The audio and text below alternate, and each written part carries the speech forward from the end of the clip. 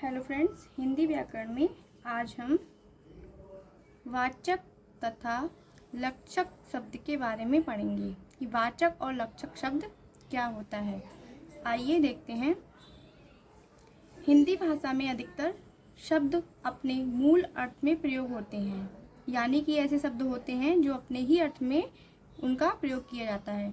शब्द के मूल अर्थ को वाच्यार्थ कहते हैं। जब ऐसे शब्द जिनमें वाच्यार्थ की प्रधानता होती है वाचक शब्द कहलाते हैं। वे शब्द जिनमें वाच्यार्थ की प्रधानता हो वही क्या कहलाते हैं? वाचक शब्द कहलाते हैं। जैसे वह फल पसंद करता है। इस वाक्य में फल अपने मूल अर्थ में प्रयुक्त हुआ है। यहाँ वाच्यार्थ की प्रधानता है, अतः फल वाचक शब्द है।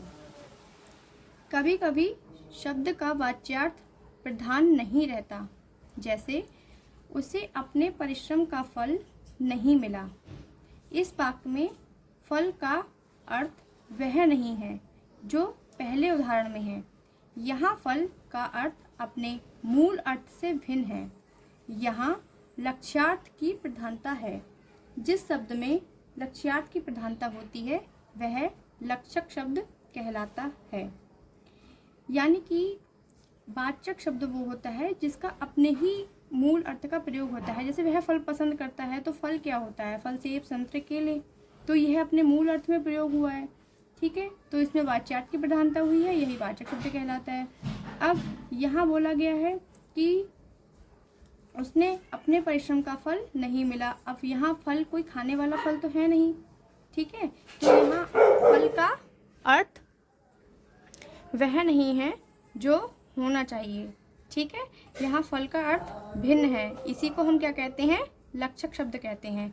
आइए कुछ वाचक शब्द और लक्षक शब्द के उदाहरण देखते हैं। अब संध्या हो चुकी है, यह एक वाचक शब्द है। दीपक बुझा दो, यह भी एक वाचक शब्द है क्योंकि अपने ही अर्थ में इनका प्रयोग हो रहा है। जैसे दीपक है, दीपक हम जलाते हैं, उसको बुझाना कहते हैं कि बुझा दो, ठीक है। अब मेरा घर बम्बई में है, दुकान में आग लग गई। हाथी बहुत शक्तिशाली जानवर होता है। इस बिल में एक चूहा है। यह आम मीठा है, चांदी कीमती धातु है। लक्षक शब्द देखते हैं। इसमें वाचक शब्द में अब संध्या हो गई है। जब शाम होती है तो हम उसको बोलते हैं संध्या हो गई है। तो संध्या अपने ही अर्थ में प्रयोग हो रहा है, यहाँ पे अपना मूल अर्थ दे रहा है। ऐसे ही लक्षक शब्द में बोला गया है उसके जीवन की संध्या निकट है। तो यहाँ संध्या शब्द का अर्थ वह नहीं है, शाम नहीं है। दीपक बुझा दो, यानी कि कोई भी एक दीपक है, जल रहा है, उसको बोल रहे हैं बुझा दो। और यहाँ पे क्या बोल रहा है? उसके जीवन का दीपक अब बुझा चाहता है। मेरा घर बम्बई में है, मेरा पूरा घर बम्बई गया है। तो यहाँ पे घर बम्बई में नहीं है, यहाँ पूरा घर बम्बई गया है। तो ये एक लक्षक शब्द है। दुकान में आग लग गई, ये वाचक हो गया। सोहन को देखते ही मेरे तन बदन में आग लग गई। तो दुकान में आग लगी है, यह खुद ब खुद मतलब आग लगी है, अपने मूल अर्थ में प्रयोग किया गया है। और एक आग होती है जलना, यानी कि किसी को देखकर कोई व्यक्ति दूसरा जल रहा है। यह अपने मूल अर्थ में प्रयोग नहीं किया गया है, मतलब इस आग को अपने अंदर की घुटन कहते हैं। तुम्हारा भाई पूरा हाथी है। अब भाई को ही यहाँ हाथी बता दिया गया है, और जबकि यहाँ पे हाथी बहुत शक्तिशाली जानवर होता है, जानवर को हाथी बताया गया है क्योंकि जानवर ही एक हाथी होता है, ठीक है। ऐसे ही चूहा कहाँ रहता है? बिल में। इसमें लिखा है अरे उसकी क्या बात करते हो, वह तो चूहा है। यानी कि वह जो व्यक्ति है उस व्यक्ति को चूहा बताया गया है, जबकि यहाँ कोई व्यक्ति नहीं है, यहाँ चूहा है। यह आम मीठा है, यानी कि आम को मीठा बताया गया है। मुझे मीठा पसंद नहीं है, यहाँ अपनी पसंद नापसंद के बारे में बताया गया है।